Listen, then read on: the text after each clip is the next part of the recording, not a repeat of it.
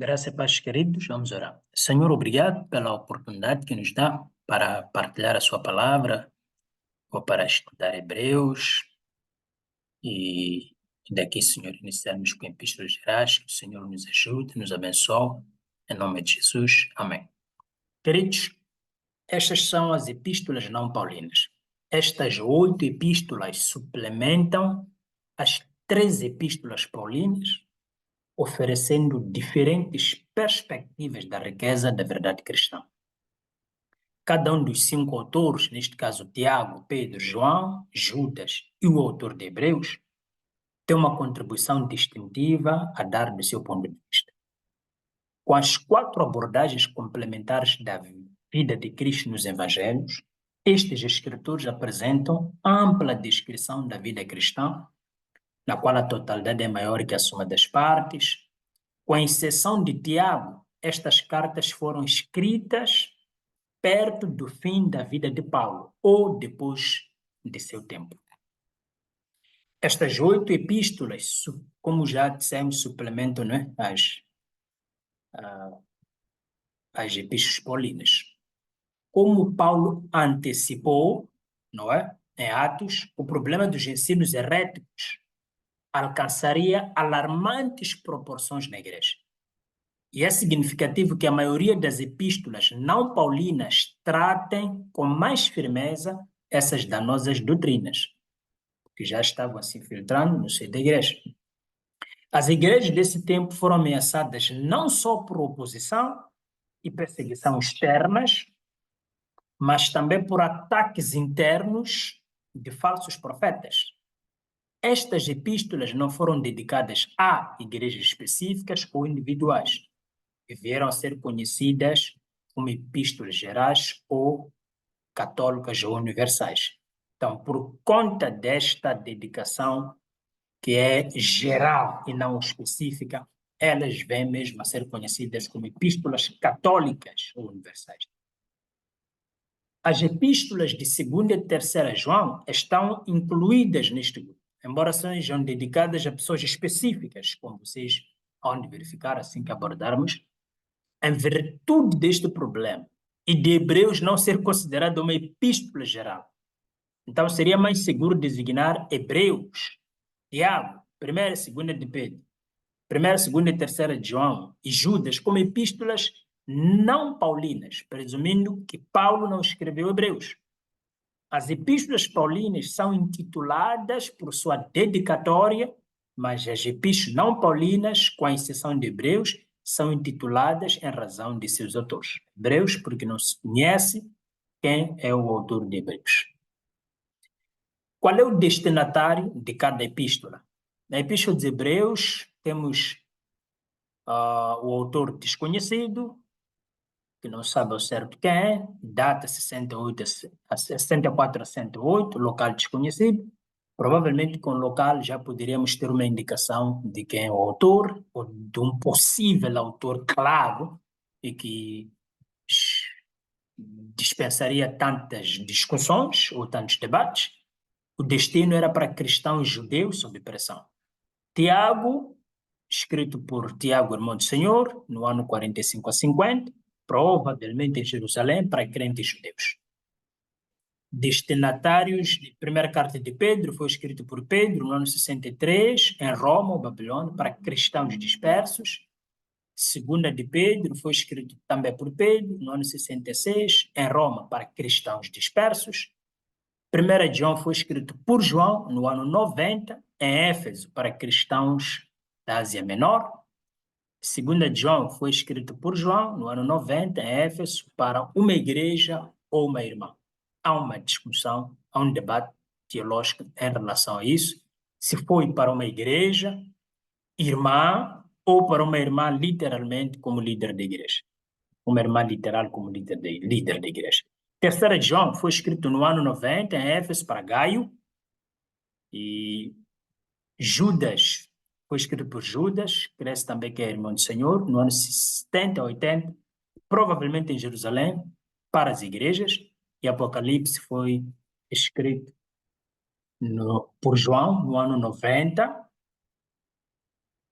a 96, na ilha de Patmos, para igrejas de Ásia Menor.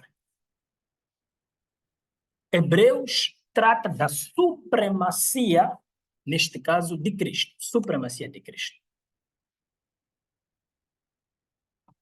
O propósito de Hebreus é que esta carta foi escrita para confortar os cristãos hebreus no meio da perseguição e para adverti-los contra o abandono do cristianismo e volta ao judaísmo, mostrando a superioridade de Cristo.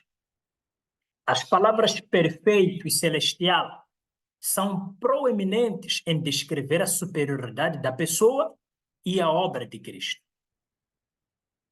Hebreus oferece melhor revelação, posição, sacerdócio, aliança, sacrifício e poder. O escritor desenvolve este tema com o fim de impedir que os leitores substituíssem a substância, neste caso Cristo, a realidade, pela sombra, que eram os protótipos ou os tipos de Cristo no Antigo Testamento. Abandonando, neste caso, o cristianismo e retrocedendo ao antigo sistema judaico. Ou seja, o escritor, ao desenvolver este tema, tem o fim de impedir que os leitores abandonem o cristianismo em favor do sistema judaico ou do judaísmo. Então, esta epístola foi igualmente escrita para exortá-los a cultivar a maturidade em Cristo e a descartar o embotamento e a degeneração. Nos primeiros anos do cristianismo, judaísmo e cristianismo não eram considerados duas religiões separadas, sendo o cristianismo uma extensão do judaísmo. Após o incêndio de Roma, no ano 64, ano domínio, Nero iniciou um massacre religioso, tendo os cristãos como alvo. O cristianismo tornou-se uma religião proibida e seus membros passaram a viver clandestinamente. O judaísmo, porém, gozava de liberdade e proteção do Estado. Na época em que esta carta foi escrita, os judeus cristãos se viram tentados a abrigar-se sobre a proteção da religião legal, o judaísmo, a fim de evitar a perseguição que o cristianismo estava sofrendo. O autor de Hebreus diz que ocultar-se atrás do judaísmo era o mesmo que apostatar. E ele exorta os seus leitores a não voltar para o judaísmo e mostra a superioridade de Cristo sobre todas as coisas. A palavra-chave aqui é superioridade de Cristo. O texto aqui, podemos tentar ler o versículo-chave, Hebreus 4, 14 a 16.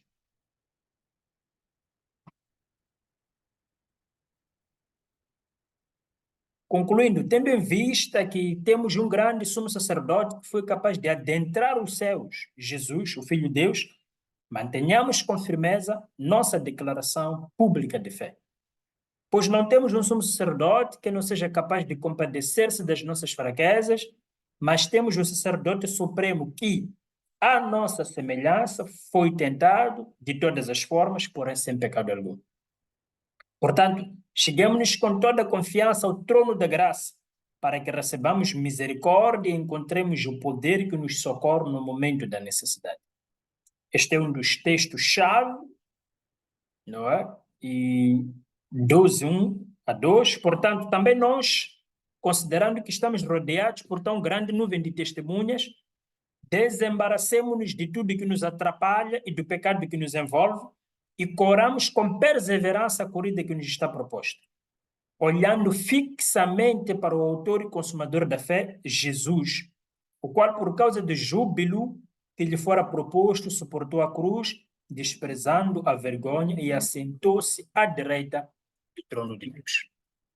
Então, estes são os textos-chave, e temos aí chave, neste caso, versículo-chave, e temos capítulo-chave, que é 11. Este é um capítulo que acredita que seja um capítulo aberto, onde se espera que novos heróis surjam, que são os crentes que vão batalhando, mas também, mais uma vez, não é nossa responsabilidade acrescentarmos os outros heróis nas escrituras, no texto bíblico, mas provavelmente na eternidade os que tiverem permanecido até o fim poderão fazer parte.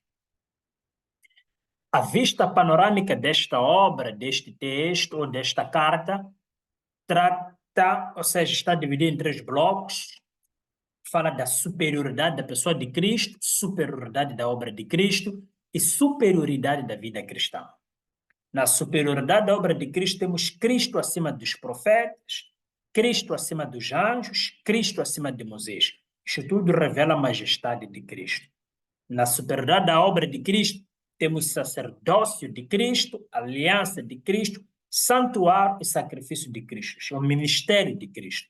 Tudo isto é praticamente doutrina que está sendo apresentado aos hebreus. A superioridade cristã mostra plena certeza de fé. Quando o autor diz que a fé é o firme fundamento das coisas que se esperam e a prova das que se não vê. Depois temos a resistência da fé a olhar para Cristo como autor e consumador da nossa fé. E temos a exortação ao amor. Então, os ministros de Deus, não é? São desafiados a terem plena certeza de fé, a resistência da fé e a exortação ao amor. E isto faz parte da disciplina. Qual é a contribuição para as escrituras, não é? Desta carta? Hebreus é caracterizado por um estilo, carta, neste caso de Hebreus, por um estilo preciso e erudito, elegantemente escrito e cuidadosamente elaborado. Hebreus faz importantes contribuições doutrinais ao Novo Testamento, especialmente em sua revelação do presente ministério sacerdotal de Cristo, em favor do crente. Ela desenvolve a doutrina da obra expiatória de Cristo em relação à nova aliança. Pela forma como a obra ou a carta aos Hebreus foi escrita, há suposições da possibilidade de ter sido escrito por Lucas, João, Lucas, Apolo, o próprio Paulo, e há outros também que estão a ser avançados, mas não João. Como é que Cristo é visto em Hebreus? Cristo é nosso eterno sumo sacerdote, segundo a ordem de Melquisedeque. Ele se identificou com o homem em sua encarnação e ofereceu nada menos que o sacrifício de si mesmo em nosso favor. Hebreus apresenta Cristo como profeta, sacerdote e o rei divino humano, a tríplice missão de Cristo. Apresenta também a deidade de Cristo, sua humanidade, e mostra que Cristo é superior a tudo o que foi antes e oferece o supremo sacrifício, sacerdócio e aliança. Isto é o que nós podemos perceber de Hebreus. Vamos orar. Senhor, obrigado por nos dar esta permissão de pensarmos em torno de Hebreus. Que o Senhor nos ajude a aproveitar o tesouro que se encontra neste livro para as nossas vidas e para o ministério. E nos ajude a entender pelas Escrituras que o Senhor é superior à nossa tradição, é superior às instituições humanas, não só ao Velho Testamento, mas também à nossa velha tradição. E sendo Cristo superior, supremo em relação a essas coisas, precisamos abraçá-lo e seguir em frente com ele. Deus, nós oramos em nome de Jesus. Amém.